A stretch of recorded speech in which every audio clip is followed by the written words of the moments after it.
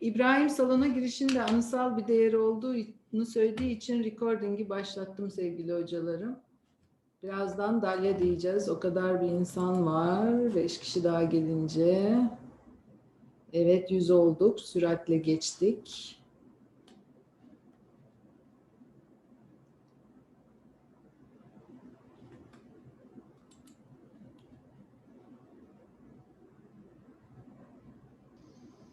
Hocam evet. Siz isterseniz kongreyi başlatın. Ben konukları içeriye alabilirim.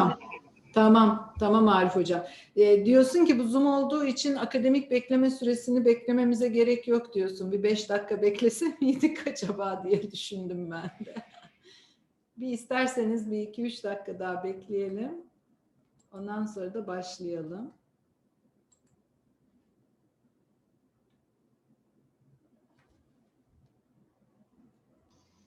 Hocam yeniden hatırlatma yapabiliriz. Bazı konuklarımız Rumuz kullanıyor.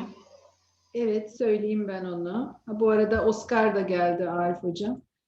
Sevgili hocalarım, Rumuz yazmayalım lütfen ya da iPhone'la girdinizse iPhone diye yazıyor. Lütfen açık adları yazalım.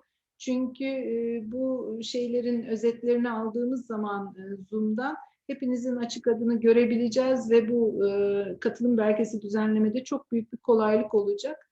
Onun için lütfen açık isim ve soyadlarımızı yazalım. Çok kolay değiştiriliyor. Hemen ekranda şeyinizin yanına geldiğinizde şu 3 noktaya tıkladığınızda rename dediğinizde çok kolaylıkla adınızı değiştirebiliyorsunuz. Cep telefonlarında biraz daha zor oluyor ama kolayca yapabilirsiniz. Nilüfer başlayalım mı yavaş yavaş? Senin için uygunsa. Tamam. Peki. Evet sevgili değerli katılımcılar, sevgili hocalarım, değerli meslektaşlarım, hepiniz TEGET'in 11. Ulusal Tıp Eğitimi Kongresi'ne hoş geldiniz. Tabii bu kongre çevrim içi bir kongre, onun içinde çok farklı şartlarda bir aradayız ama umarım hepinizin katkısıyla, katılımıyla güzel bir kongre olacak. Ben açılış konuşmalarına geçmeden önce hani en başta denilir ya, İşte cep telefonlarınızı kapalı tutun, fuayeden çay kahve içebilirsiniz falan gibi duyurularımız olurdu ya eskiden. O duyuruları yapamayacağız ama sizler için birkaç tane duyurum var. Onun için hani onları söyleyip ondan sonra açılış konuşmalarına geçeceğiz. Şimdi bu kongre ilk çevrim içi kongremiz ve hepimiz için farklı bir deneyim olacak. Karma eğitimin, online eğitimin, işte uzaktan eğitimin bunların iç içe geçmiş olan kavramlarının tartışıldığı, başladığı, sürdürüldüğü bu günlerde biz de böyle bir platformdayız hep birlikte. Ve biz az önce dediğim gibi böyle atraksiyonlu, konserli, işte sergili, hoş bir açılış sizin için planlıyorduk. Hatta süreç içinde de Acıbadem olarak biliyorsunuz bu kongreyi TEGET'le birlikte Acıbadem ev sahipliğinde yapıyoruz. O yüzden hoş şeyler planlamıştık ama maalesef yüz yüze karşılaşamıyoruz. Yine de elimizden geleni yaptık. Program oldukça dolu bir program. Çok sevgili hocalarımız, yurt dışından konuklarımız var. O yüzden de dolu dolu geçeceğini, sözlü bildiri oturumları, kurslar ve çalıştaylarla dolu dolu geçeceğini düşünüyoruz. 3 gün öğleden sonra bir aradayız. Yine 2 tane tanıtım konuşmamız olacak. Onları da takip ederseniz seviniriz. Elsevier'in online kaynak kullanımıyla ilgili bir tanıtımı ve sınav otomasyon sisteminin bir tanıtımı var. Onun için onları da programdan takip etmenizi umuyoruz. Bu 3 günlük süreç içinde birkaç tane önemli hatırlatma. Şu anda zaten hepiniz çok rahatlıkla girdiğinizi görüyoruz. Sadece programdaki oturuma katıl linkine tıklamanız yeterli oluyor bugün de az önce deneyimlediğiniz gibi. Kongre boyunca sorular sesli olarak alınmayacak. Katkılar da o yüzden yani söz hakkı verilmeyecek ne yazık ki. Ama bu söz hakkınız yok demek değil. Hepinizi chatten takip ediyor olacağız. Onun için ister sorunuz olsun, ister o konuyla ilgili bir katkı koymak isteyin. Lütfen chat'e yazın. Bu konuda hiçbir sınırlama yok. Hem oturum başkanı hem de bizler yönetim kurulu olarak bu konuyu takip ediyor olacağız ve bütün soruların ve bütün katkıların ortamda, tartışma ortamında paylaşılmasını sağlamaya çalışacağız. Oturumların süreleri konusunda kısıtımız var çünkü Zoom'a girmek, çıkmak ve her oturumu tekrardan açmak durumundayız. O yüzden oturumlar 10 ila 15 dakika uzama marjı var en fazla. Bu sırada biz oturum başkanından rica edeceğiz ve oturumu kapatacağız. Ama sorulmamış sorularınız veya eksikleriniz olursa lütfen çekinmeyin. Bize yine utek@acibadem.edu.tr adresinden yazın. Bunların da karşılıklı paylaşılmasını sağlamaya çalışacağız. Katılım belgesi için soranlar oluyor. Buna da bir açıklık getirelim. Katılım belgesi için kongreye kayıt olmuş kişilere katılım belgesi verilecek ve ana oturumların en az %70'ine katılım şartı aranacak. Bunu web sayfasında da duyuru olarak verdik ve bu konuda da o yüzden işte adınızı, soyadınızı yazmanız önemli. Zoom meetinglerine katılanların raporlarını aldığımızda o isimlerle kayıt listesini bir araya koyup sertifikalarınızı hazır edeceğiz. E-posta ile kongre sonrası hazır olduklarında size bilgi göndereceğiz. Yine web sayfasına girip kolaylıkla oradan belgenizi indirebileceksiniz.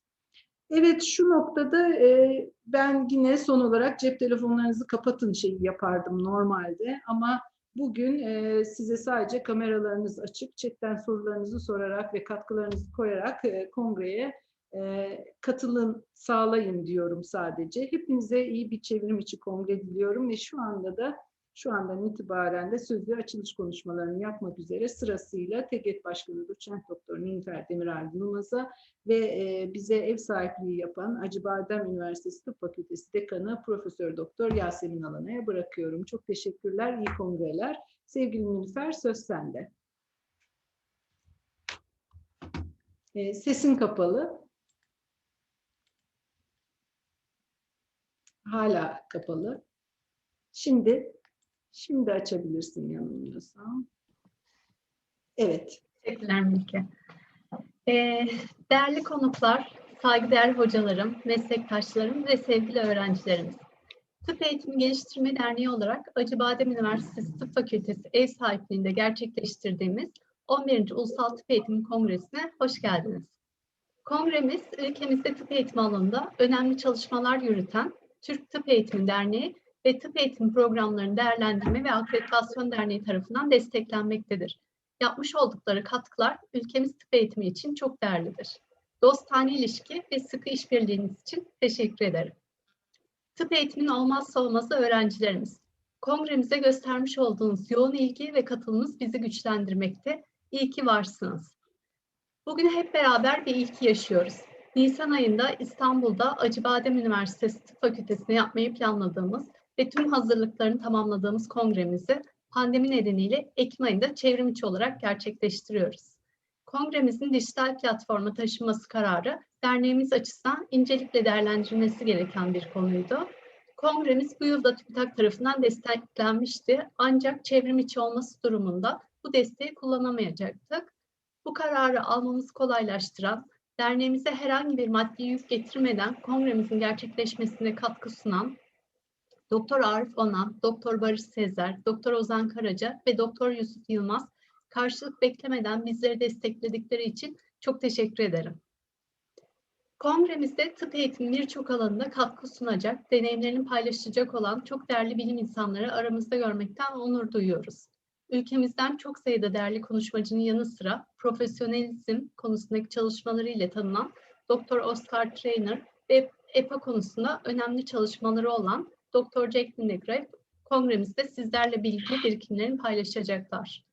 Her biri birbirinden değerli tüm konuşmacı, oturum başkanı, kurs ve çalıştay yürütücüsü hocalarımıza ve öğrencilerimizle sizlerin huzurunda teşekkür etmek istiyorum. Kongremizde 6 kurs, 2'si öğrenci çalıştayı olmak üzere 5 çalıştay, 2 konferans, 3 panel, forum ve öğrenci oturumları yer almaktadır. Ayrıca programda 5 öğrenci oturumda olmak üzere 33 sözlü bildiri, 68 poster bildiri sunulacaktır. Derneğimizin yayın organı olan ve özellikle son dönemde birçok ulusal ve uluslararası indekslerce taranır hale gelen Tıp Eğitimi Dünyası dergisinde emeği geçen başta Doktor Sabri Kemahlı ve Doktor Erol Gürpınar olmak üzere editörler kurulunu başarılarından dolayı kutluyorum.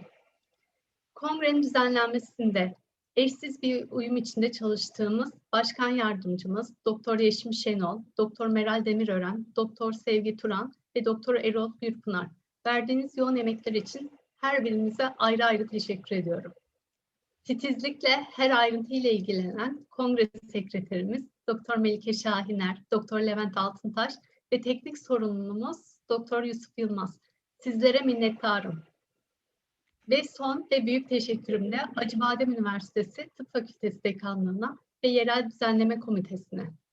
Kongremizin fakültenizde düzenlenmesini teklif ettiniz ve kapılarınızı bizlere açtınız.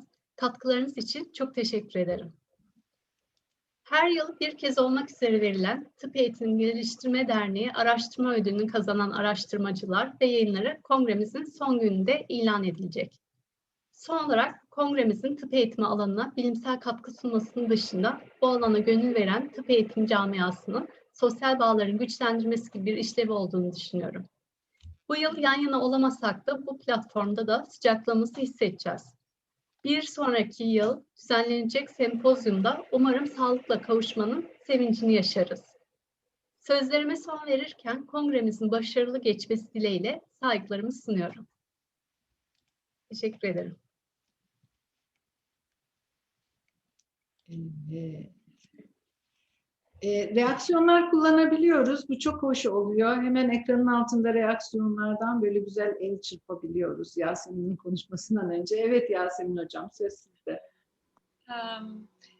Çok değerli hocalarım, sevgili meslektaşlarım, hepiniz hoş geldiniz.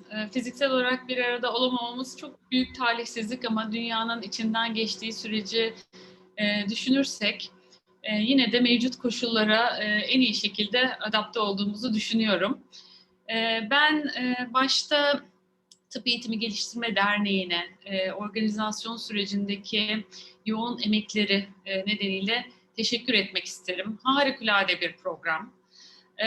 Bu toplantıların, yani bu kongrenin 11.'si düzenlenirken özellikle bir klinisyen ve tıp eğiticisi olarak sizlere şimdiden bir kez daha geçmişteki ve bundan sonraki düzenlediğiniz toplantılar için teşekkür etmek istiyorum. Çünkü bizler özellikle klinisyen olarak eğitimin içerisinde yer alanlar bu toplantılardan sizin hedeflediğinizin çok çok ötesinde faydalanıyoruz. Ben kendi adıma çok yakın tıp eğitimcileriyle birlikte çalışma fırsatı bulduğum halde katıldığım her toplantıda hem eğitimin yönetimine dair hem de elde edilen tecrübelerden çok çok faydalandım. Öğrenci katılımının olması müthiş bir şey. Çünkü biz bu pandemi döneminde de gördük ki eğitim gerçekten bir ekip işi. Hele hele uzaktan yapıldığında bu ekibin bilgi akışını iki taraflı çok yoğun oluşturması gerekiyor. Teknoloji yetmiyor. Teknolojiyi nasıl kullandığınız önemli hale geliyor. Pandeminin getirdiği koşullar aslında belki de sizlerin senelerdir hayalini kurduğunuz bizler gibi tıp eğitiminin bilim olarak bize sunduklarını iyi kullanamayan, yeterince iyi kullanamayan eğiticileri eğitme fırsatı verdi sizlere.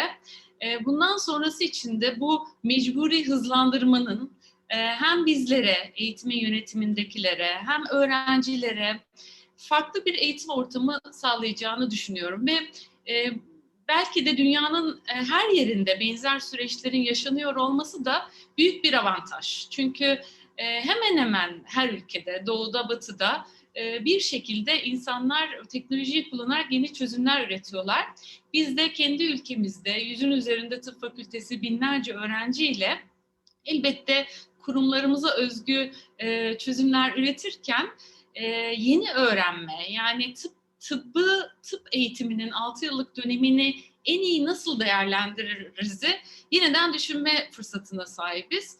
Bu alanda sizlerin bu kongre boyunca tartışacağınız her şeyin önümüzdeki yıllarda tıp eğitimi alanında çalışan, sahada görev alan klinisyenlere ve diğer eğiticilere çok faydası olacağını düşünüyorum. Acıbadem Tıp Fakültesi olarak sizleri keşke burada ağırlayabilseydik. İnşallah başka vesilelerle bir araya gelme imkanımız olur. Sizleri camia olarak çok çok seviyoruz. Yani şeffaflığınızı, paylaşımcılığınızı, birbiriyle olan ilişkilerinizi ben şahsen çok nasıl diyeyim, özenerek takip ediyorum.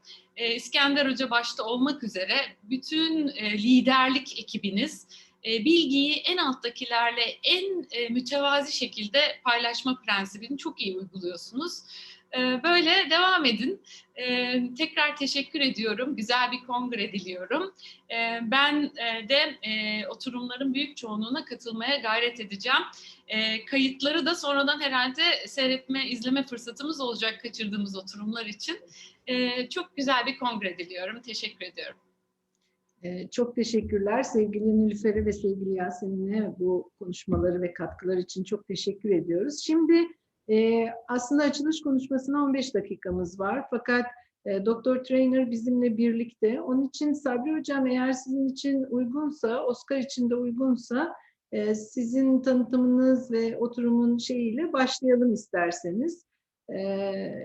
Oscar'a tabii siz bir giriş yapmak isterseniz yoksa ben mi davet edeyim? Nasıl isterseniz hocam. Davet edebiliriz Oscar'ı. Ben bir tanıtımını yapayım. Tamam. Teşekkür ediyorum bu açılış yolunda bana bu görevi verdiğiniz için. İlk konuşmacı Doktor Oscar Trainer bir cerrah, hepatopankreatik biliyer cerrahide özellikle bir deneyimi var. Ama ondan daha onun da ötesinde cerrahi eğitiminde çok zaman geçirmiş. Halen Royal College of Surgeons Ireland'ın mezuniyet sonrası cerrahi eğitim dekanlığını ve cerrahi eğitimi mezuniyet sonrası profesörlüğünü yürütüyor. Cerrahi eğitimi ve simülasyon eğitiminde özellikle cerrahi simülasyonda çok çalışmaları var. Cerrahi pratiğinden ayrılmış birkaç sene önce. Fakat hala yine Dublin'de çalışmalarını sürdürüyor. Hasta güvenliği konusunda çalışmaları var. Ve aynı zamanda i360 Medical adındaki bir tıbbi cihaz inovasyon şirketinin de kurucularından kendisi.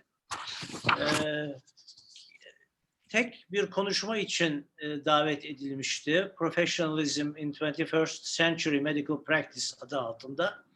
Fakat kendisi sürenin uzun olduğunu, 90 dakika ayrıldığını öğrenince ikinci bir konuşmayı da yapmak istediğini belirtti. Biz de bunu memnuniyetle kabul ettik.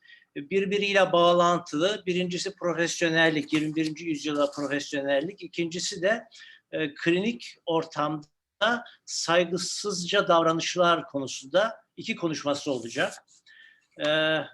Dr. Trainer, I would like to welcome you to give your talk.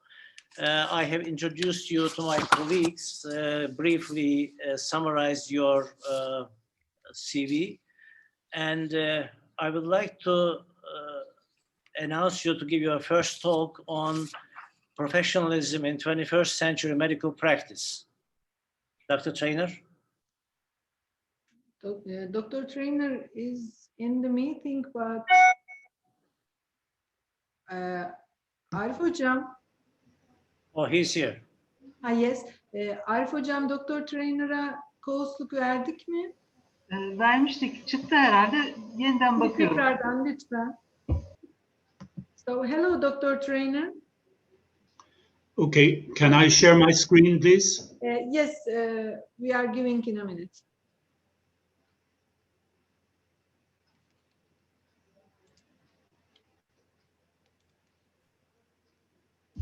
I gave the permission. Yes, okay, Dr. Trainer.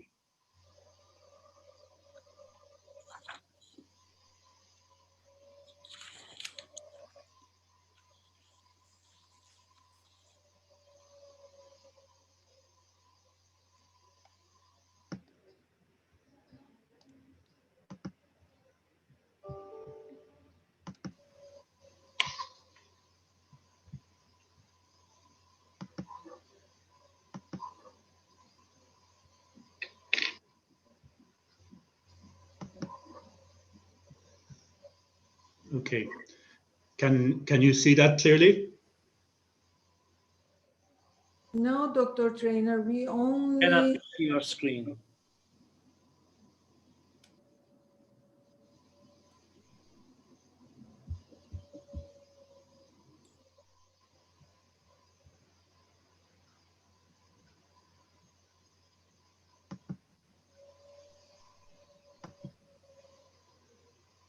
Good.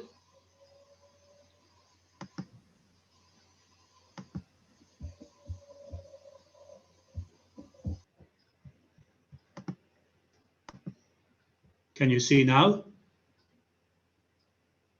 Yes, we can see. You can see my PowerPoint? Yes, we can see, Dr. Trainer. Okay. Perfect. Chairman, ladies and gentlemen, good afternoon. I'm very honored to have an opportunity to present here today at UTech 20 on the very important topic of professionalism in 21st century medical practice, and to share with you some of the initiatives which we have introduced in this area at the Royal College of Surgeons in Ireland. I'm really sorry that I cannot be present in the wonderful city of Istanbul, but hopefully in the not too distant future, we can all congregate together again for our major medical conferences. The online platforms such as Zoom have really helped us all to keep in contact over the past 7 months, but there is actually no substitute for that personal interaction with colleagues from around the world that happens at international conferences. I would like to start by sending you greetings from Dublin in the Republic of Ireland. Ireland is a small island nation, very close to, but quite separate from the United Kingdom. Ireland is situated on the very western extremity of Europe and lies almost 2,300 kilometers from Istanbul. Like most countries, we are currently still battling against COVID-19 pandemic, which has severely disrupted our health service and every aspect of our way of life. The Royal College of Surgeons in Ireland is situated in our capital city of Dublin. Our college was founded in 1784 and is responsible for all surgical training and surgical practice in Ireland. But we also run a very large undergraduate medical school and also undergraduate programs in physiotherapy and pharmacy. At postgraduate level, we run programs in nursing, radiology, dentistry, emergency medicine, sports and exercise medicine, and physician associate studies. RCSI is therefore officially designated as a University of Medicine and Health Sciences. My session today deals largely with the whole area of behaviours in healthcare. Good quality healthcare and safe healthcare is not just about what we know or what we are able to do. It is also about behaviour, how we interact with patients, with colleagues, and with society. In the first part of my session, I will talk about professionalism and what that means in the context of 21st century medical practice. Then, in the second part of my session, I will address more specifically the important issue of disrespectful behaviour in the clinical environment. Development of appropriate values, attitudes, and behaviours is a really important part of the professional development of all doctors. The collective embodiment of these values, attitudes, and behaviours is called professionalism, and it forms a key part of our contract with society. It is this implicit contract with society that actually makes us a profession and differentiates us from other occupations, careers, and trades. Put quite simply, professionalism is at the heart of being a good doctor. Unfortunately, professionalism is one of those things that attracts more attention when it is not present than when it is present. Over the past 15 years, many countries have had high-profile examples of poor professional behavior and performance by doctors. These cases have caused real harm to many patients, and I'm sorry to say that in many cases, patients have died unnecessarily. This has significantly eroded public confidence in our profession, and particularly public confidence in our ability to regulate our own affairs. As a result, there is a renewed confidence in a renewed focus on the importance of professionalism, and there has been much discussion about how we can teach and assess professionalism in our doctors of the future. But although professionalism is very topical right now, in fact, the concept of professionalism is not new at all. Indeed, professionalism dates back to the time of Hippocrates, who practiced on the tiny Greek island of Kos almost 2,500 years ago. Hippocrates is often referred to as the father of medicine. He practiced in the Asclepion of Kos, and it was he who first outlined the principles of professional behavior and performance, principles which later became enshrined in the Hippocratic Oath. Now, if we consider for a moment how we actually teach professionalism to our current and future doctors. Professionalism has traditionally been part of the so-called hidden curriculum. By this I mean that it is not formally taught through didactic lectures and seminars. Instead, professionalism is learned by the example of our trainers and other senior doctors to whom we are exposed during training. Many medical specialties, particularly surgery, use a traditional apprenticeship model of training. There are two essential ingredients for the success of apprenticeship, namely the opportunity to engage in a large volume of repeated practice, and very importantly, the relationship with our trainer. This relationship functions as a role model effect. Trainees learn their professional values, behaviors, and attitudes by watching and emulating their senior colleagues. This role model effect has been very influential in the development of trainees in all specialties. But in fact, role models are important throughout life. From early childhood, parents act as role models for their children. Later, school teachers, sports coaches, and youth leaders are very important role models. But even in adult life, we all have people whose values, attitudes, and behaviors we admire and wish to emulate, whether they be sports stars, business entrepreneurs, politicians, or activists for social change. The fact is that role models are a very important influence on human behavior. And so too it is in medicine. Our senior medical colleagues act as role models for trainees and pass on their values and behaviors by example. But for a variety of reasons, the exposure of trainees to trainers and role models is significantly reduced today compared to even 10 or 15 years ago.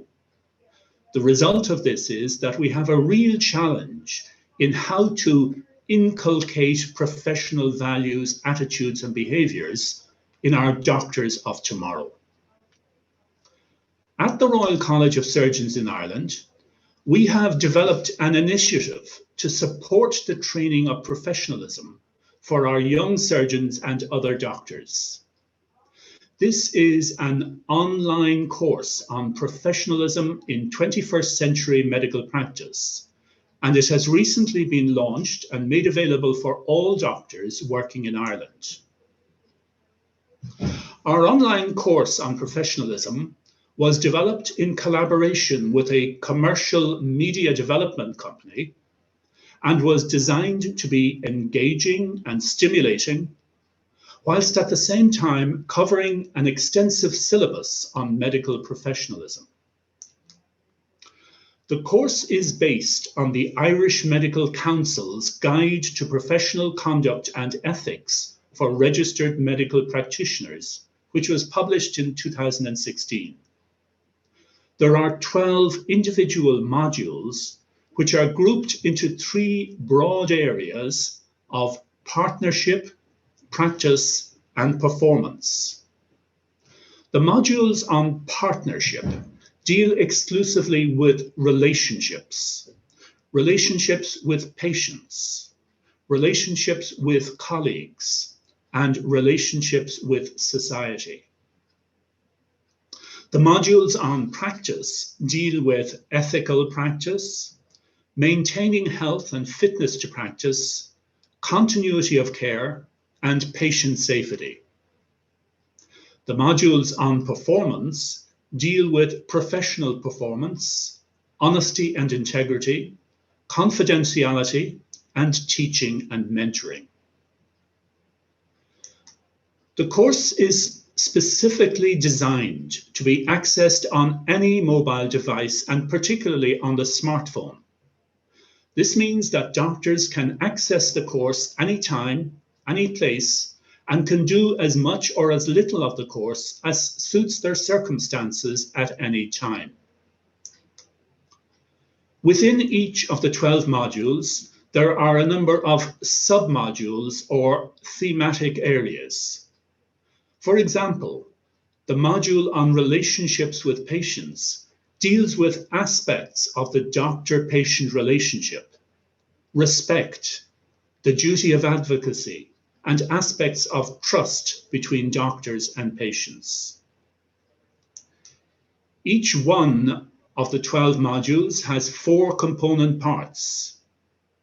Firstly, there is a 7 or 8 minute video which introduces the subject matter of that module. Course participants can then enter the learning resource area, where they will find a selection of scientific papers and videos which have been hand-picked for their relevance to the subject matter of that module. On completion of the reading and viewing material, participants can take an MCQ test. And finally, if they pass the multiple choice question test, they can download and print their CPD or Continuing Professional Development Certificate.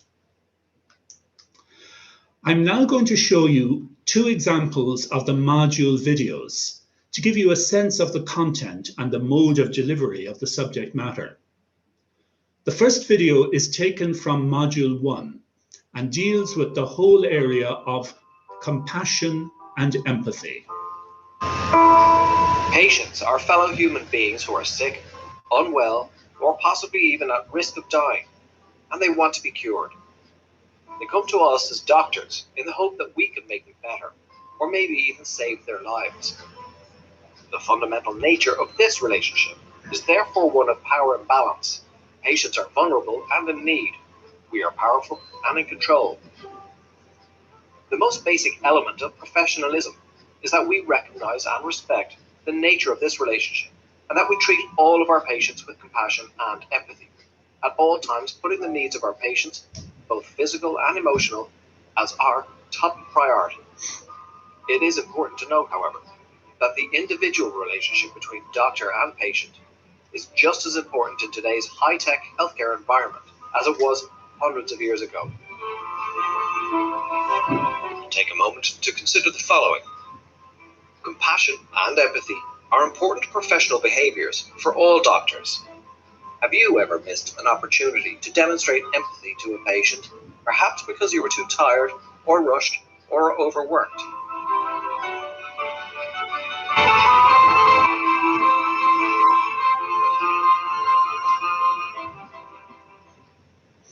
The next module video deals with disruptive behavior, a theme that I will be coming back to again in my second talk today.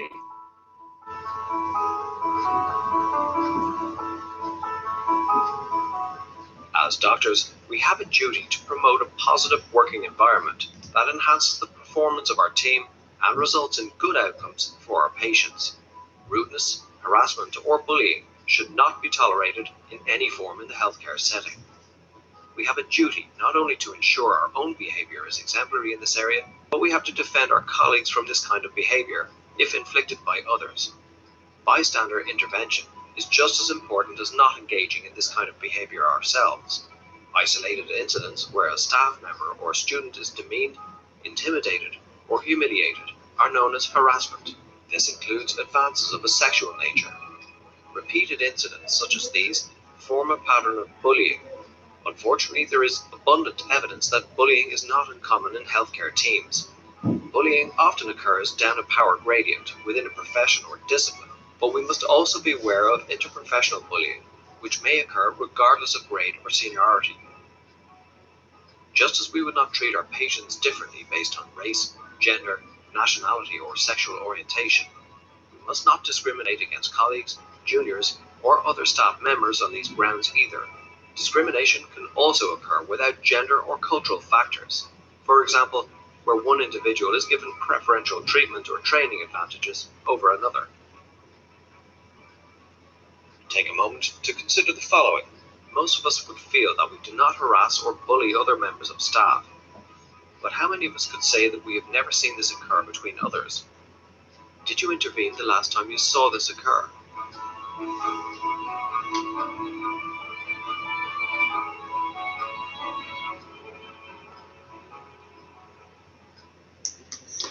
On completion of the module video, participants enter the Learning Resource area, which contains the study material for that module. The study material consists of a selection of published scientific papers and also videos which are relevant to the subject matter of that module. The papers have been handpicked by our team for their relevance and for the prestige of the authors. Here are two examples. Firstly, there's a paper by Lucian Leap dealing with the culture of respect and the nature and causes of disrespectful behavior by physicians. And here is another paper by a group of highly regarded American surgeons dealing with behavioral problems in surgical residents. The learning material usually also contains freely available videos which have been chosen by our team for their relevance and importance. I'm now going to show you an example of one of these videos. This is a short video which was produced by the Cleveland Clinic in the United States, which deals with the area of empathy. This is a really powerful video. It's just 4 minutes long, but it's particularly powerful because during those 4 minutes, not one single word is spoken.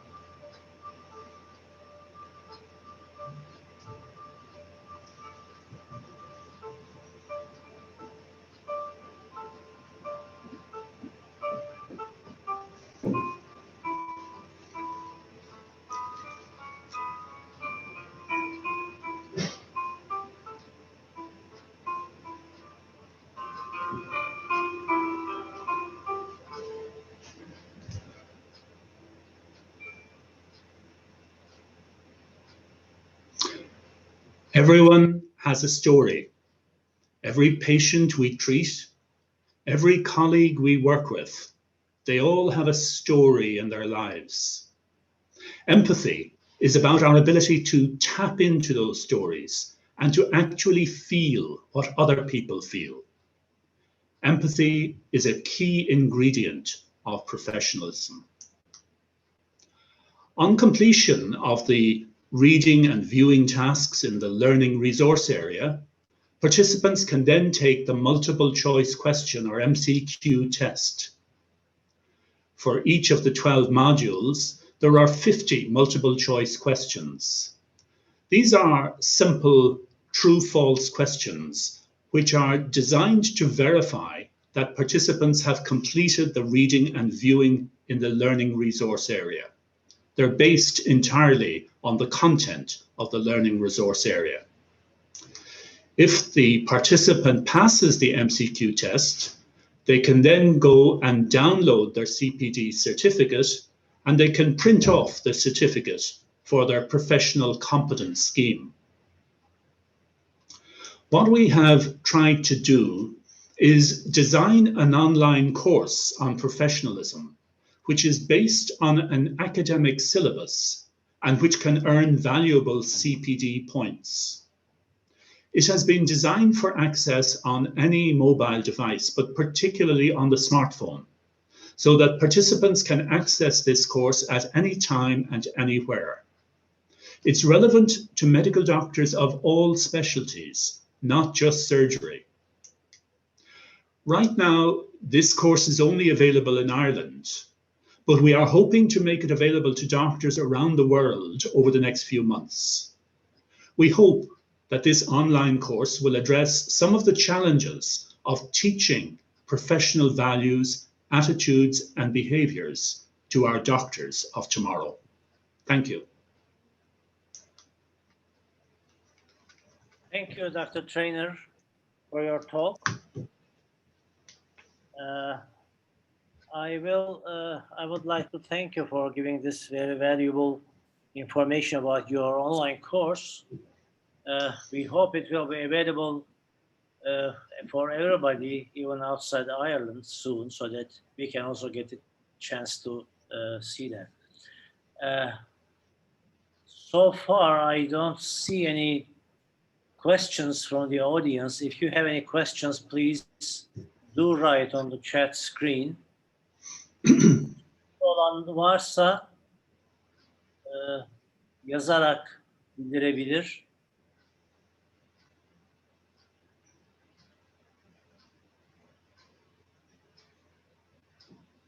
Şu ana kadar bir soru almadım.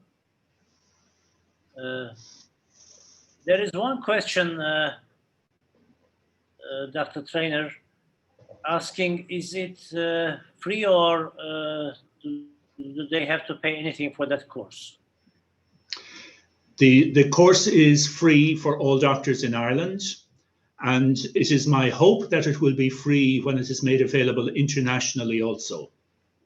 And how many doctors have already taken this course so far? There are about 600 or 700 have taken it so far in Ireland, but it's still at a very early stage. Is it intended for postgraduate only, or is it available to undergraduates as well? I think it would also be very valuable for undergraduates because I think the principles of professionalism are principles that should be learned as early as possible in our medical careers. So we are making it available right now to the undergraduate medical schools in Ireland also. There are 6 medical schools in Ireland, so we're making it available to them. It is the same course, there is no difference, and both undergraduates and postgraduates can take the course, even the students can take it. It's exactly the same course, because I guess if you think about it, the principles of professionalism are the same, and they're the same not only at undergraduate and postgraduate, they're also the same for all specialties, and they're also the same for every country in the world. The really amazing thing is that the principles that were laid down by Hippocrates 2,500 years ago have not changed very much, despite all the advances that we have in medicine. The principles of professionalism are still pretty much the same as they were thousands of years ago. There is a question, is there a follow-up about the impact of the course on the professional activities of the doctors? Did you have a follow-up, or did you follow those patients, those doctors who have taken the course versus the others who did not have it? Did you have a study? To be honest with you, no is the answer. We have not, because the course is still very new. So it is probably too early to see the impact. But it is something that we will be looking at. When did you start the course? When was the first time that you gave it? We launched the course originally just about 2 years ago on a pilot basis, but just launched it for all the doctors in Ireland about 10 months ago. So it's still very, very recent. So is the financial support provided by the Royal College of Surgeons? No, the financial support was provided by the Irish government, by the Department of Health in the Irish government.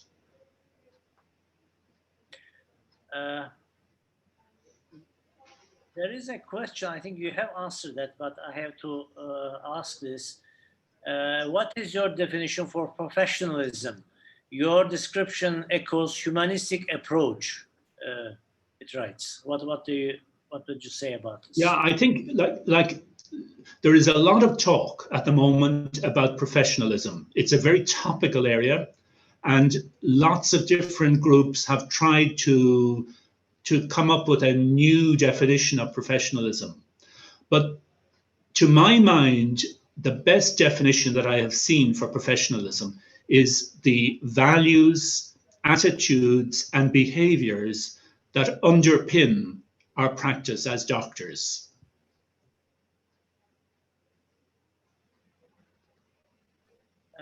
Another question, do medical students and or nursing students have training about professionalism during their study in their faculties, during their curriculum? So I think, sorry, I'm not sure I heard the question correctly, but I think your question was, do nurses have access to this?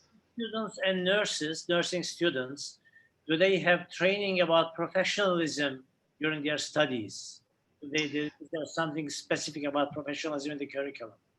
They do, But to be honest, this course is aimed specifically at doctors. So it's the principles of professionalism for doctors.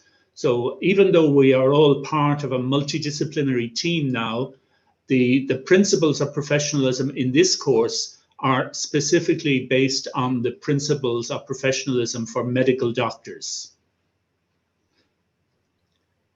Another comment is that role modeling is very important to achieve values, behaviors, as Dr. Trainer stated. However, I have some considerations about the effectiveness of the online course to taking role model. How can we ensure that, or how we support our students with mixed methods? Yeah, well, I absolutely agree on that point. There is no good substitute for role models. The traditional apprenticeship model that we all grew up with is really the best model for inculcating these professional values. But the reality is that that model is not working as well as it did 20 or 30 years ago, because there is pressure all around the world. There's pressure to shorten postgraduate training programs, to make them more streamlined. And also in many countries, there are restrictions on the number of hours that trainees can work in each week. I'm not sure what the situation is in Turkey, but in Europe, there is a 48-hour maximum working week. So that makes things very, very difficult for people to have the same exposure to role models as they did in the past. So definitely it's not as good as the traditional role model effect, but it is an attempt to try to substitute, to try and to make up for the lack of role modeling that exists today. If not substitute, maybe complement the role modeling. Yes. Yeah. But it will complement that in a way more structured. And is it are those modules obligatory for all postgraduates, or is it on a voluntary basis? It's all on a voluntary basis. So it is a mechanism for people to fulfill the requirements of their continuing professional development. But it is all on a voluntary basis at the present time. Another question is saying, would you recommend to retake this course or modify the version after a while, for example, 5 or 10 years later? Oh, absolutely, yes. Once you sign up for the course, you can do it as many times as you like. And the good thing about the course, because it's available on their smartphone, you can do it at any time that suits you. You could do 5 minutes and then not come back to it again for 3 weeks if that's what you want to do. Or you could do 2 hours and do another 2 hours next week. It's entirely flexible. You can take the modules in any order that you prefer. You don't have to go in any fixed order. So you can use it anytime, any place, and in any order that you wish to take it. And it will be developed in time, I'm sure. It will be some modules maybe will probably be changed or developed as requirements. Yes, absolutely. Although the principles of professionalism have not changed very much for hundreds or even thousands of years, there are certain details that are changing. For example, the whole ethics around social media, the use of social media in medicine, obviously that's a very new area. But there are other areas like honesty and integrity that really have not changed for many, many years. Yes. I think we don't have any more questions at this point. So you can proceed with your second talk, which is disrespectful behavior in the clinical environment.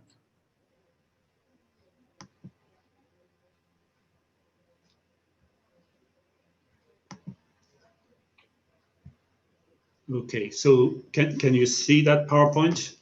Not yet. Oh, okay. Maybe I'm not sharing the screen. Hold on.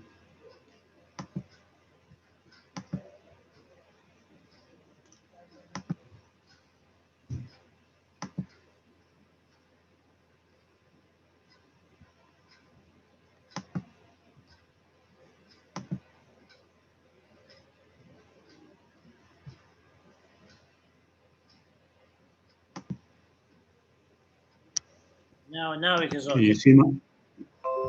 Okay. Okay, you can see that? Yes, yes. Okay. Perfect. So my second talk today deals with the very important topic of disrespectful behavior, and particularly the impact that disrespectful behavior has on people, on the clinical environment, and ultimately on patient safety. As healthcare professionals, we all work in an environment that is becoming increasingly complex.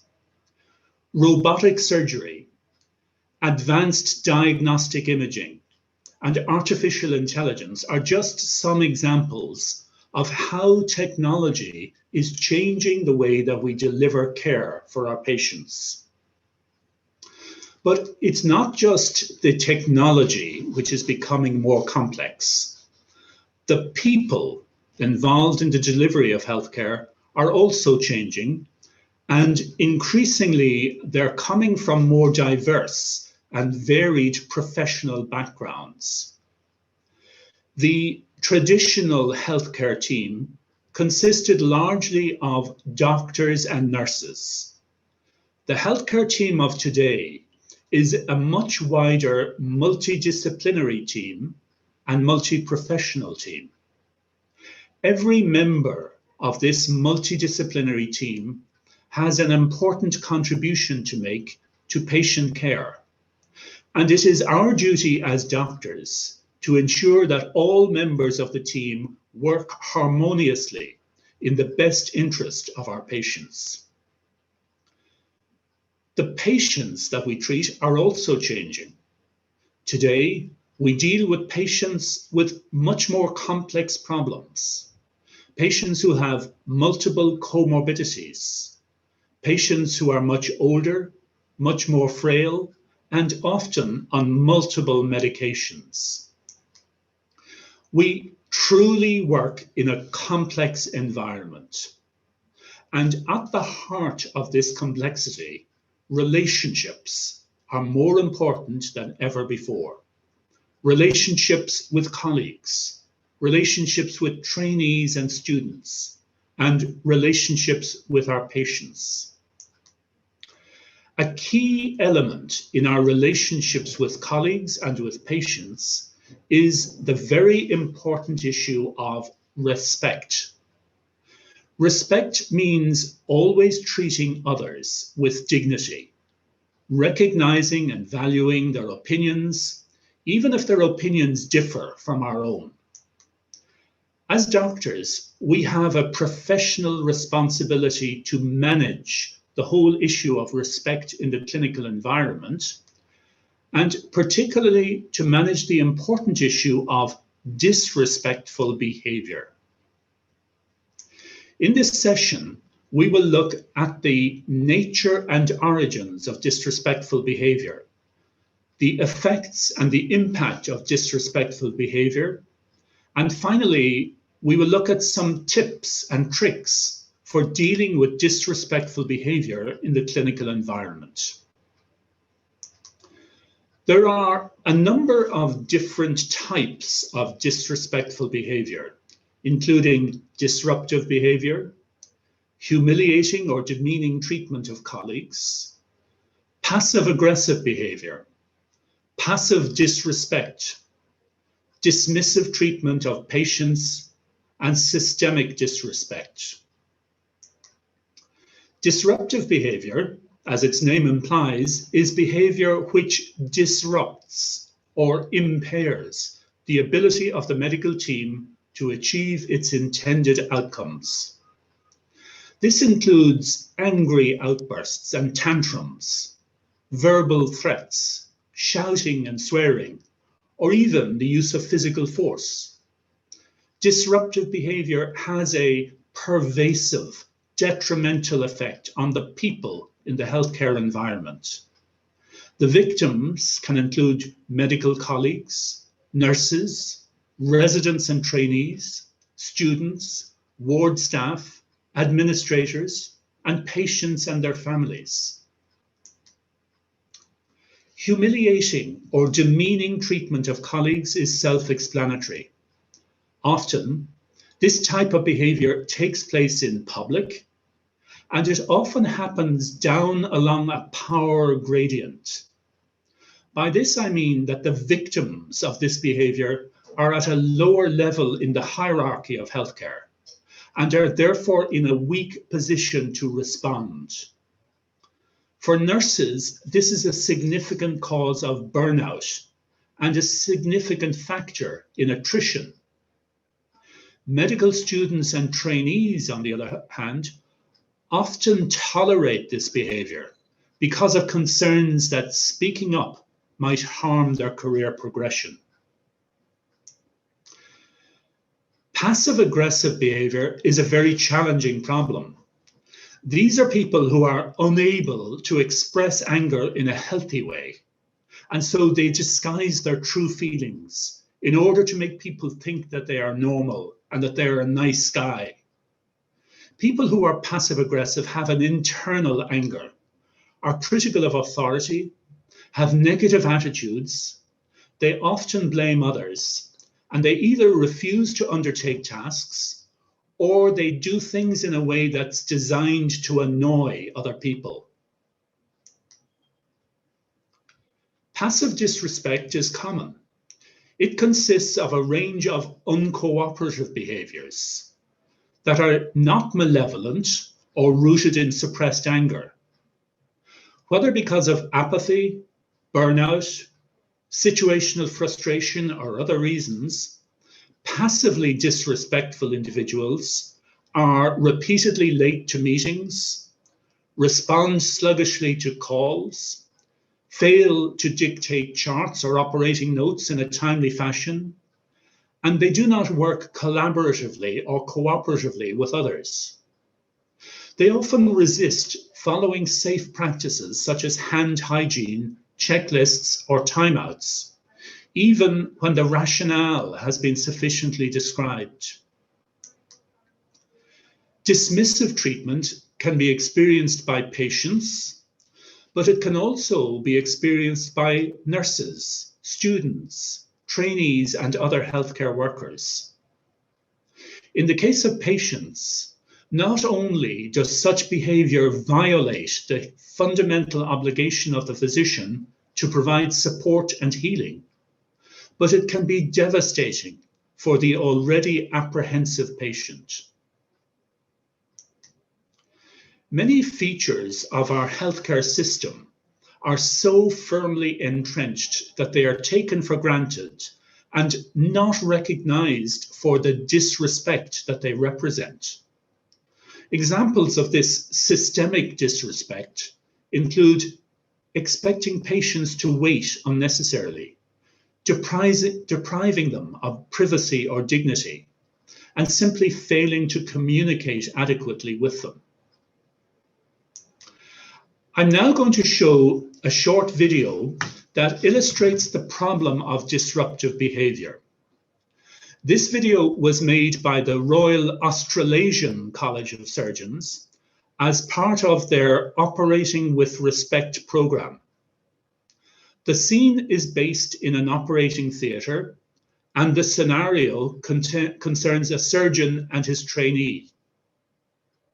But what happens in this scene could happen anywhere. The operating list is already quite full, but an emergency case has been added by the trainee, and the surgeon is not happy.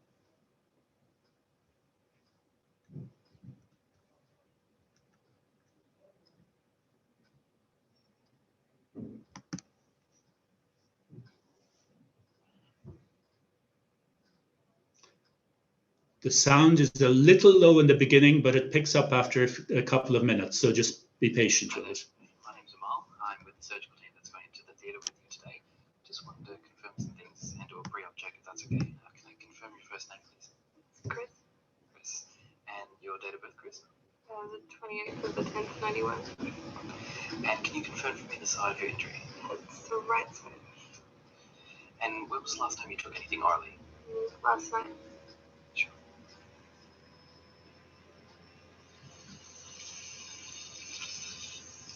Look, Olivia, if you're going to add acutes onto the elective list, you're going to have to tell me about it sooner. Yeah, I'm really sorry. I thought they were going to be done in the emergency theatre, but then Alice finished early and the emergency theatre still got a big orthopedic case. And I thought the charge nurse might have talked to you about it, but I should have. I'm sorry. No one's told me anything about it. So what did you think was going on when you examined the patient? Well, Tom admitted her overnight. She had a fall from the mountain bike yesterday evening and sustained, a few superficial grazes and then a more significant injury to her groin. And he showed me the photograph, and it didn't look too bad. But So you haven't actually examined the patient? no, I should have. I was just a bit busy. I'm really sorry. It's unacceptable. We can't operate on somebody if we haven't examined them beforehand. I guess she's asleep already, but it's not how you do it. Yeah, I'm really sorry. Tell me about the femoral triangle, Olivia.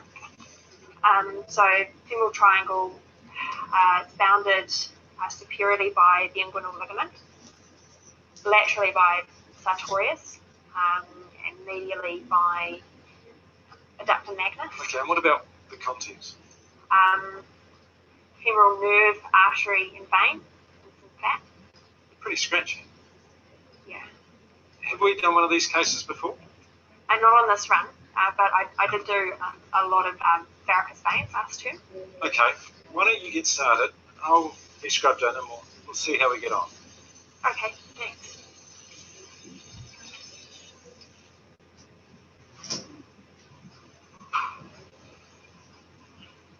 Who are you?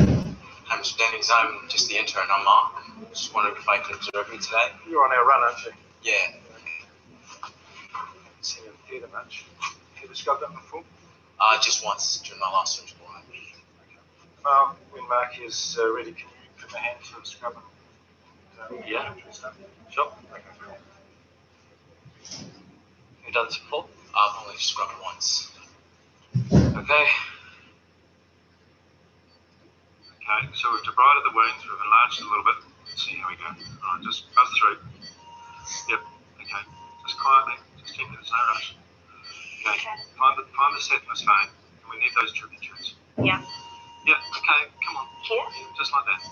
Okay. Just bottom end, find the bottom end. Okay, so you're happy that's the one saphenous? Yeah, I think so. Yeah, alright. Okay, so just slowly now, just come up to the top. Okay. See the tributaries? There you go. Okay, that's going to duck down into the cribriform fossa. So just fine. Yeah, just buzz through it. Give it a good burn. Okay. Okay. Is that enough? It's not quite clear, is it? No. Look, it's a bit more blunt here than I would have expected. Give us a self-retainer. No, the decent size one. Come on. Just give us it, would you? Just need a bit more access. Okay. Next. Langenbeck? Yeah, that's right. Okay. I'll hold on to that. Just keep going. Keep going. I can't really see where to go. Look, just follow the long saphenous now. We want to see that junction with the femoral vein. Look, actually, just give us a suction. Suction. We're going to need to see a bit more here. Suction on. Turn it on, would you? Turn the suction on. Come on. Quickly now. Okay. Stop. Actually, this is not right. There's more of a problem here than I thought. Looks like we get.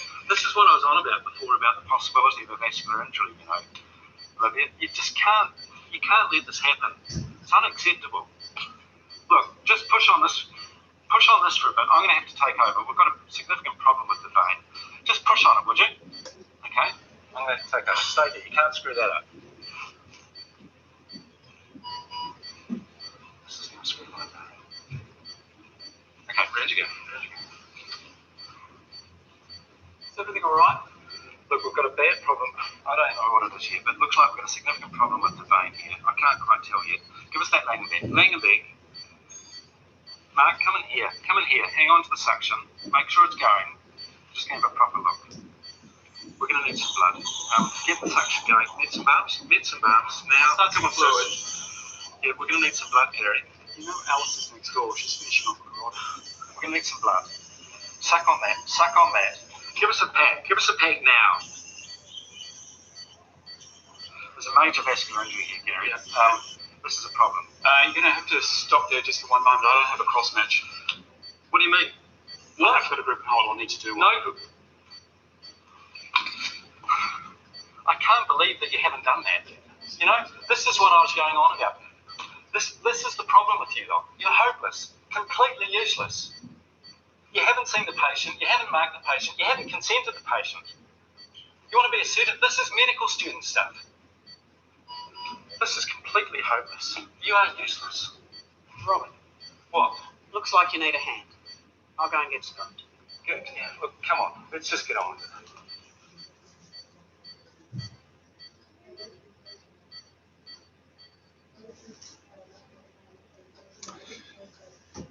Although this was set in an operating theatre, I'm sure you'll appreciate that this could be in any part of the hospital and with doctors from any specialty. I'm sure you'll also agree that this type of behaviour is simply not appropriate, but unfortunately, it is all too common. This surgeon illustrated a number of different types of disrespectful behaviour, but behind it all, he had this passive-aggressive behaviour, where he had this really deep pent-up anger because an additional case had been added onto his list, and he was not happy that a case had been added onto his list. When disrespectful behaviour occurs, it has widespread detrimental effects. Clearly, it has an emotional impact on the victim, as was clearly seen in this video. But what often happens is that the perpetrator of disrespectful behaviour is often avoided by more junior staff so that they too do not become a victim. Such behaviour results in low morale and burnout, which in turn translates into high attrition rates among staff, impaired teamwork, and an increased risk of litigation. In my first talk earlier, I spoke about the importance of role modelling and the hidden curriculum in medicine. It's important to note that this type of disrespectful behaviour gives inappropriate role modelling messages, and this has consequences for future generations of doctors. But the net effect of disrespectful behaviour in the clinical environment is that it impacts adversely on patient safety and quality of care. Ultimately, this is why disrespectful behaviour is an important issue and why we need to address the problem robustly. We are now going to look at another short video which examines the aftermath of the events in the first video. In this segment, we will see the perspectives of the various participants in the previous scenario. As we can see, the fallout from the surgeon's behaviour has had a widespread impact, not just on the trainee involved, but also on the many other bystanders in the operating theatre.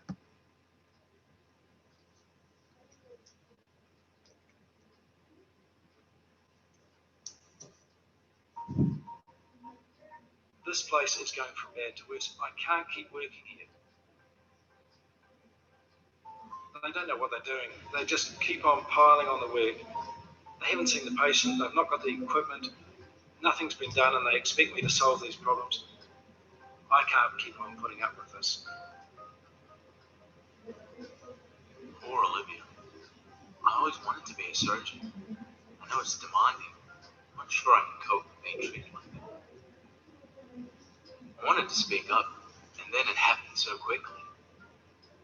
I just wanted to get out.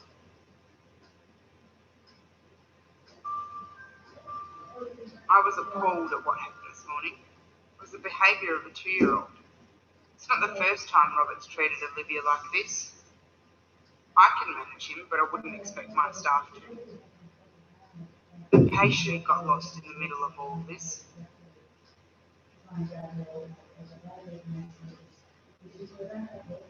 As time's gone on, Robert's gotten worse. I'm a bit worried about him. He doesn't seem to be coping well under pressure. Maybe I should catch up with him and see if he's okay. But I'm just not sure how to take it. I'm thinking twice about taking on that private list he's been talking about. That was just wrong on so many levels. Behaviour like that is just not helpful. I didn't feel able to help. I was going to get caught in the crossfire. And he undermined her yesterday. I can't believe what he said to her in the tea room. That was so humiliating. I felt really uncomfortable. But I was too scared to say anything. I'm going to have to deal with this. I can't let him treat people like this. How on earth am I going to bring it up? Don't want to go to the head of department. How can I do it low key? Maybe best to catch him in clinic sooner rather than later. Might be a good idea to chat to Sam and just think this through.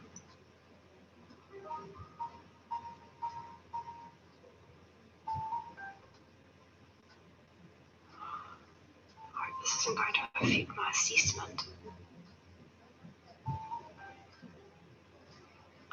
I don't think it was entirely my fault. I mean, I missed a few things.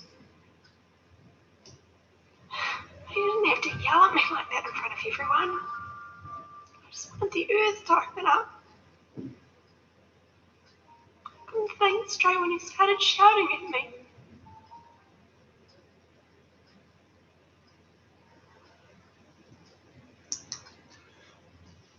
What is really disturbing in this last video is that everyone in the room felt uncomfortable with what had happened, and yet nobody felt that they could speak up or intervene. For the trainee herself, she did what many victims do, victims of abuse. She started blaming herself and saying, well, she didn't think it was entirely her fault, but clearly she was blaming herself for the behavior that happened. It's clear that this pattern of disrespectful behavior cannot remain unchallenged. But what can we do, and what should we do in such a situation?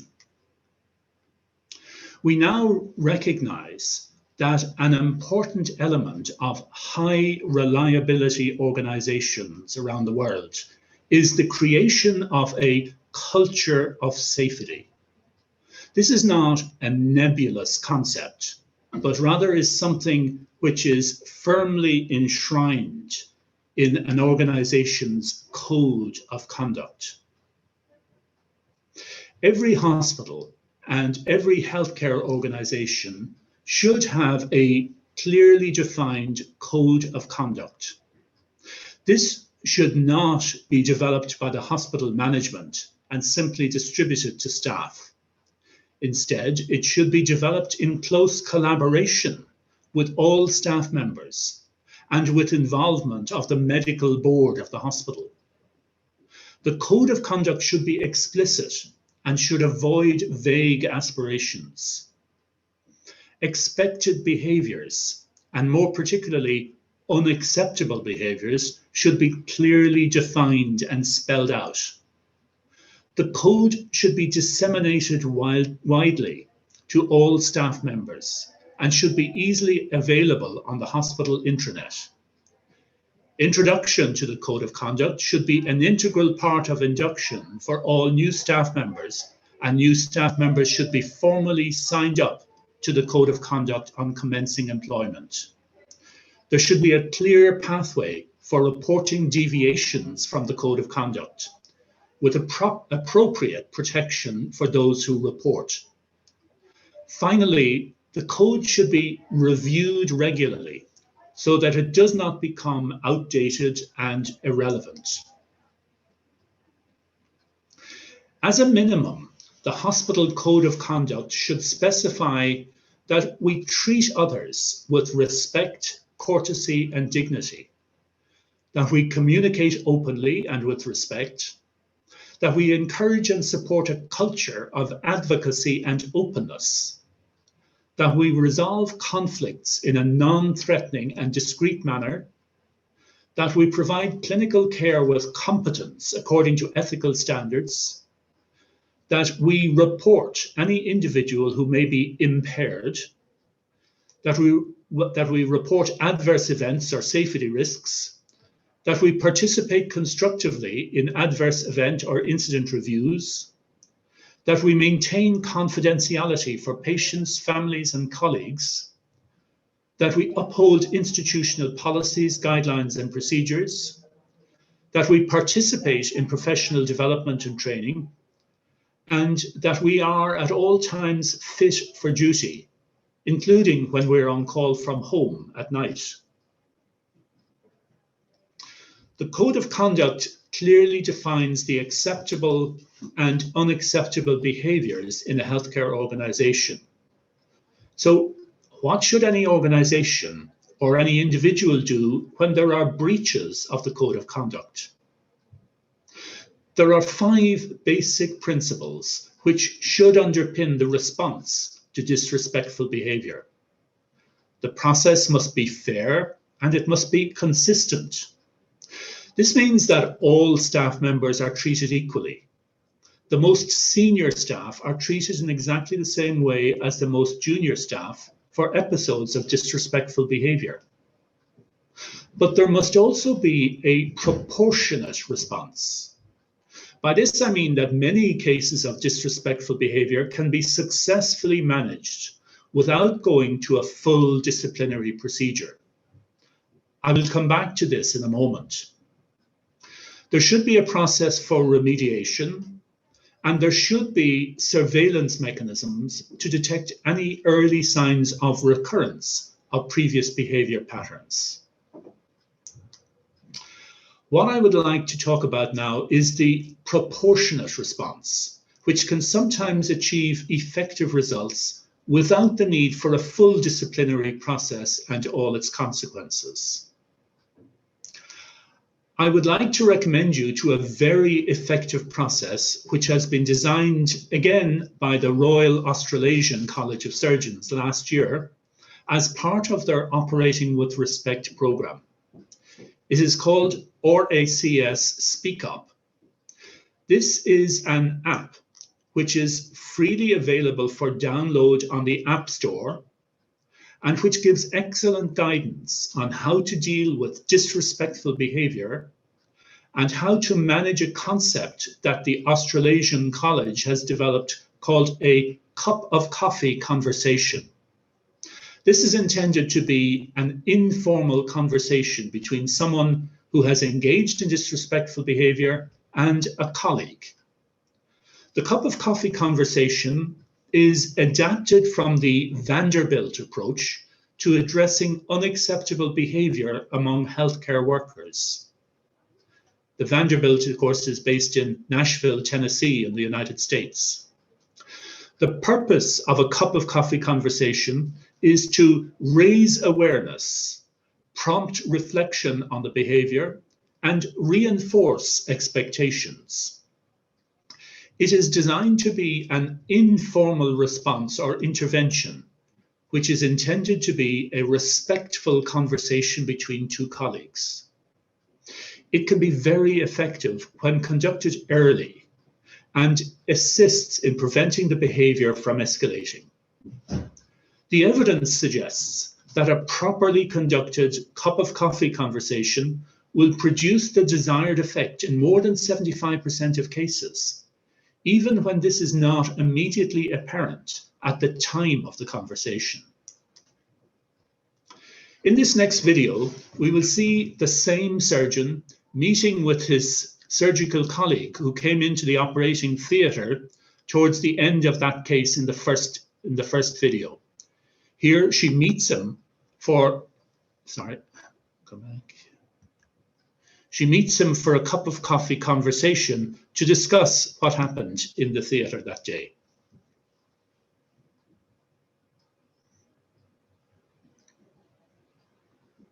Letter to the GP, last patient for today. Alice, You got a minute? come on in. I brought you a coffee.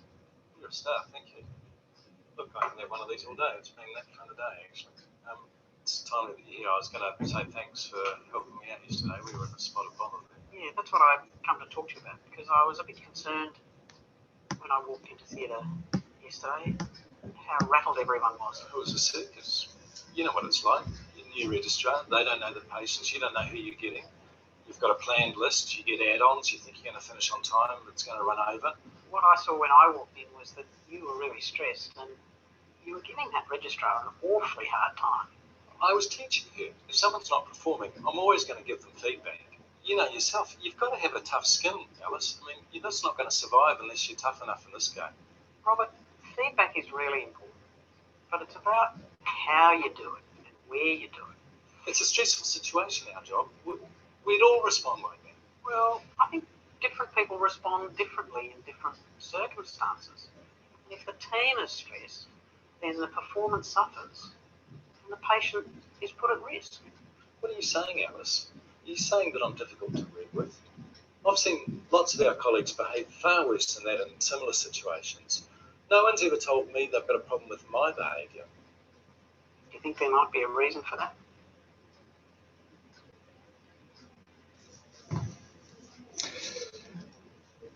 So the Speak Up app gives really useful guidance on how to conduct an effective cup of coffee conversation, outlining all the principles and steps. It also gives very useful guidance on the management of what they call pushback. Now, pushback is very frequent and understandable occurrence during a cup of coffee conversation, and results from the perpetrator being unwilling to initially accept that there is a problem. And we saw that very clearly in that last video where he said, are you saying I'm difficult to work with? Pushback comes in several different forms, such as avoidance, apologetic, denial, justification, passive-aggressive response, discounting, or even aggression. So here we see an example of justification, where the person invokes a sound or noble cause to justify the behavior. An example of this might be, I have higher standards than everyone else, and I sometimes get frustrated when others do not want the same high standards for their patients as I do. And we saw it in that video where he said, well, I was giving feedback, I was teaching her. This ignores the fact that there is no circumstance to warrant unacceptable behavior. And the app gives guidance on how to manage this situation. In the final video clip, we see the surgeon reflecting on the events of the day.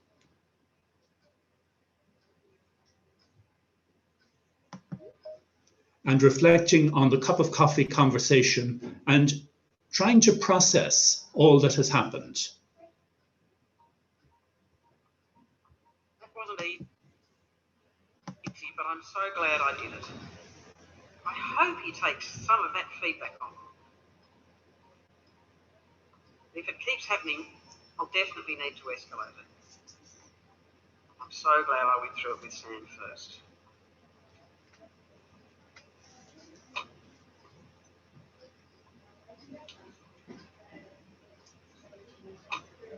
What a day. I'm shattered.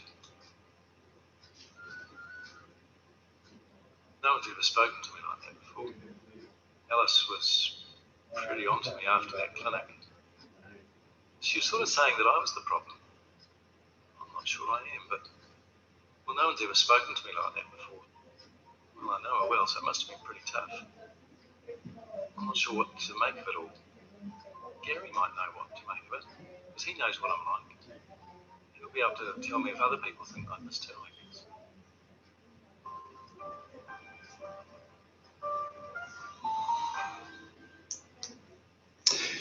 In a small percentage of cases, there will need to be escalation to a formal disciplinary process. And it is important that this happens if the preliminary attempts to deal with the problem on an informal basis are not successful. These issues should not be ignored or tolerated. It is an unfortunate fact of life that disrespectful behavior is not rare in the clinical environment. However, respect is a core element of professionalism, and we all have a responsibility to ensure that we treat our colleagues, our students, and our patients in a respectful way, and that we adopt a zero tolerance approach to disrespectful behavior. Thank you. Thank you, Dr. Trainer. Can you please open your camera?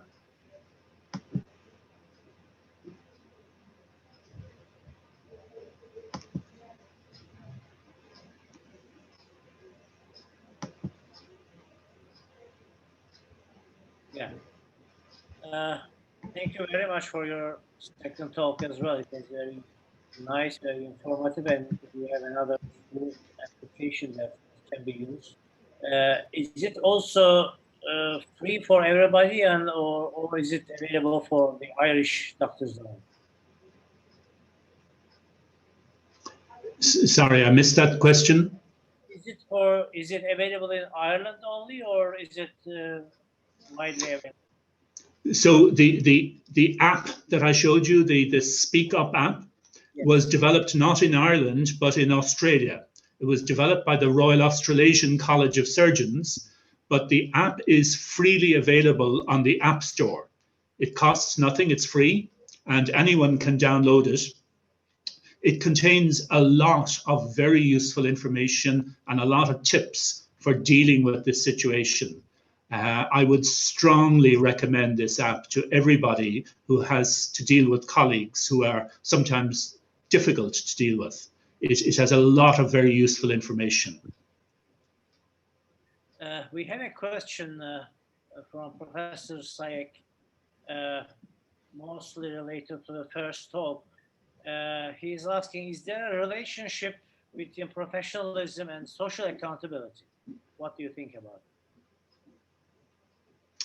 it? Is there a relationship between professionalism and social accountability? Yes. Yes, I think absolutely there is. I think one of the core elements of professionalism is our implicit contract with society. As a profession, medical doctors, as a profession, we have an unwritten implicit contract with society.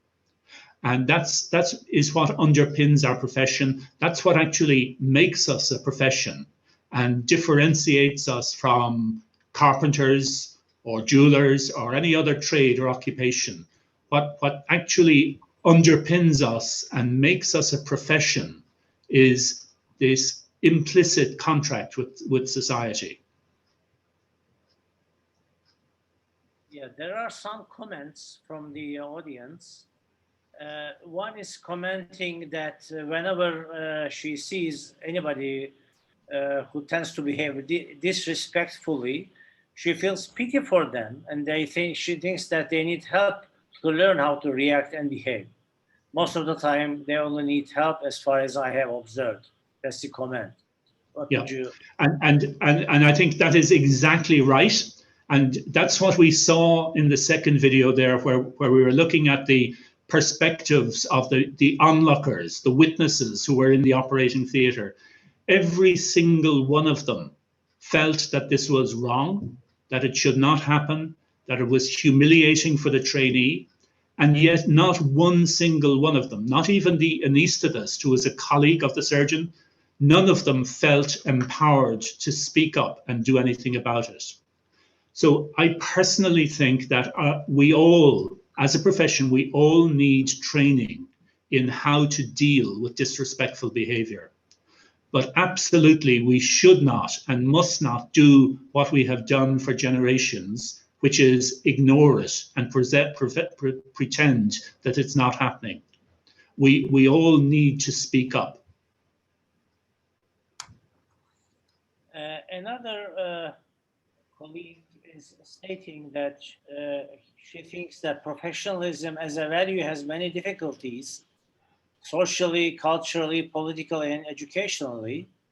And because professionalism is created as a product of these aspects, struggling against those angle-induced difficulties is not only medical educators, clinicians, and medical schools' responsibility, but also health managers, lawmakers, and society's responsibility. And is asking, what do you think about whether there is a need of planning and organizing a multifaceted professionalism education with multiple stakeholders, not only medical doctors or medical professionals? Yeah, and I absolutely 100% agree with that. In our country, in Ireland, since 2007, the Medical Council is the regulator of the medical profession in Ireland. I guess you probably have something similar in Turkey, but I'm not sure how it's structured. But in Ireland, since 2007, the Medical Council must have a majority of lay members. So there are 25 members of the Medical Council, and 13 must be lay members and 12 doctors.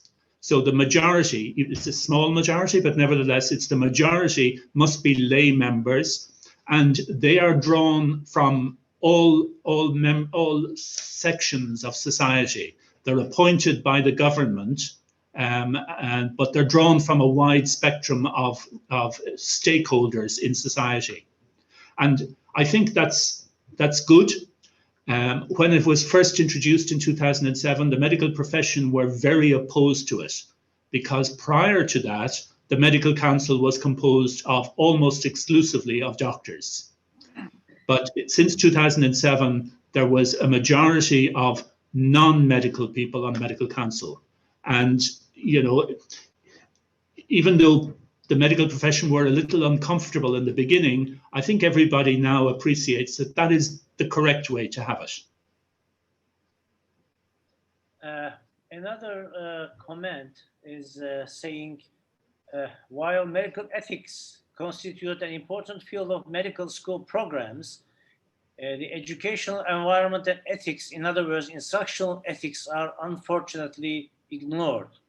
Respectful behavior should be widened for the all education environment in medical education, and relevant codes should be determined, which you have also pointed out in your talk, the medical code of behavior. What would you do? Do you want to tell anything more about this aspect?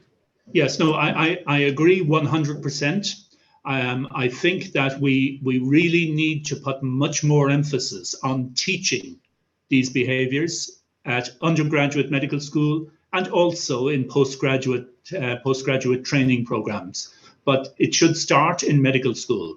And we should not rely completely on role models and role modeling, because for the reasons that I outlined, that's not working as well as it did in years gone by. So I think we really need to focus on teaching these behaviors, these values, these attitudes to our medical students from the very beginning of their medical school course. Thank you.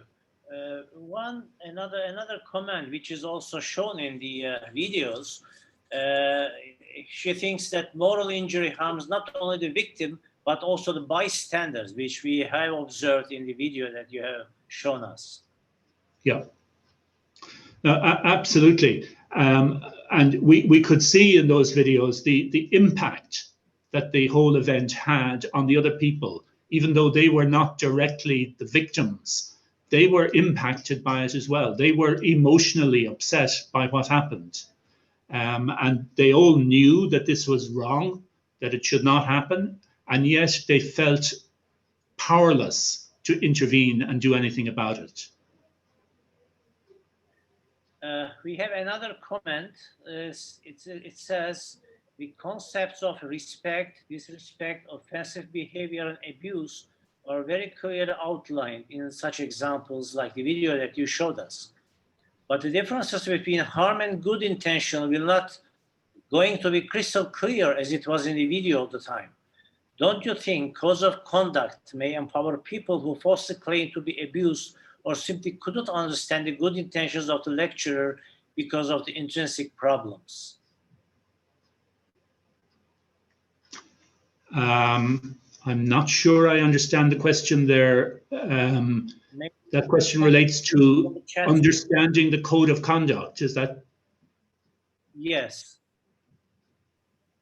Well, I think that every hospital, every healthcare organization needs to have a formal induction program for new staff, and training in the code of conduct needs to be part of that. I think that very often a code of conduct in a hospital is something that's put away in a drawer or a cupboard somewhere and gathers dust, and nobody really looks at it except the managers.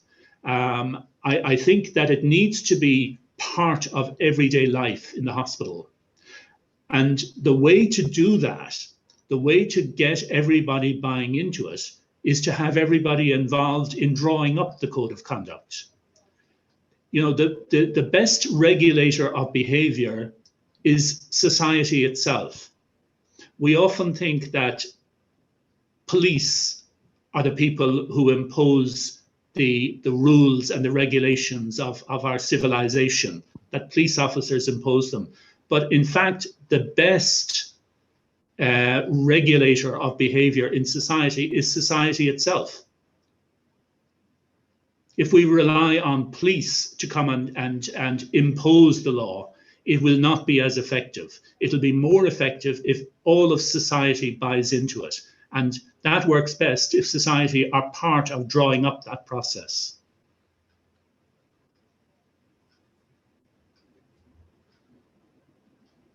All right.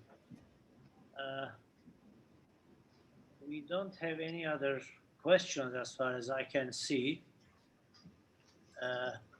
Yeah, we have one more comment. It goes, some topics, including values and respect, are challenging to teach with the course books and do not, but we can explicitly show with our behavior and actions. At least, can we reach some people and they will highly likely to have an effect on other people, which I think emphasizes the importance of role modeling.